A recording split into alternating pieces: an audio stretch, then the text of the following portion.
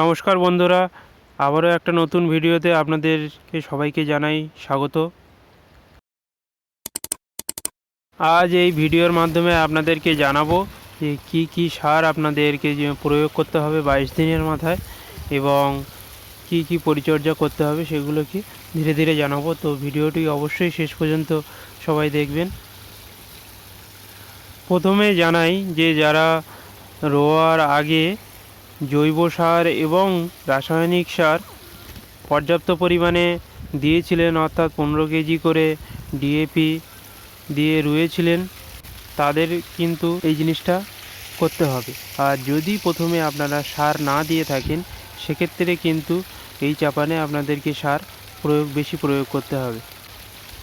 এবার জানাই যে যদি আপনারা প্রথমে সার দিয়ে না রুয়ে থাকেন জমি, সেক্ষেত্রে আপনারা কিন্তু এই সময় বিঘা প্রতি 20 কেজি করে ইউরিয়া এবং 10 কেজি করে ডিএপি বা গ্রোমোর আপনারা ব্যবহার করবেন। এবং যারা প্রথমে সার দিয়ে রুয়েছিলেন তাদের কিন্তু এই সময় অন্য কোনো সার দেওয়ার দরকার নেই। তারা শুধুমাত্র ইউরিয়া সার 20 কেজি বিঘা প্রতি হিসাবে আপনারা ব্যবহার করবেন, তাহলেই হয়ে যাবে। এই অতিরিক্ত সার প্রয়োগ করার কোনো রকম দরকার নেই। এবং এর পরে 20 দিন পরে আপনারা আবার সার যখন ব্যবহার করবেন তখন সমস্ত সার একসাথে ব্যবহার করবেন। ইউরিয়া, পটাশ, গ্রোমোর, সুফলা যে কোনো একটা আপনারা ইউজ করবেন। আর যারা বাড়িতে থাকতে পারেন না বা কাজ করেন বা জমিতে দেখাশুনো করতে পারেন না, তারা কিন্তু এই সারের সাথে কিন্তু ফার্টেরা বা কিট্যাপ দানা আপনারা মিশিয়ে জমিতে ছড়িয়ে দিতে পারেন। আর যদি আপনারা স্প্রে করতে পারেন তাহলে কিন্তু 40 দিন পর্যন্ত আপনারা পোকা লাগলে স্প্রে করে যাবেন বা 1 সপ্তাহ অন্তর অন্তর স্প্রে করে যাবেন। আর যদি আপনারা বাড়ি থাকতে না পারেন তাহলে সেক্ষেত্রে দানা বিষ ব্যবহার করবেন। দানা বিষ সাধারণত 40 দিনের মাথায় আপনারা যদি ব্যবহার করে থাকেন তাহলে খুব ভালো রেজাল্ট পাবেন।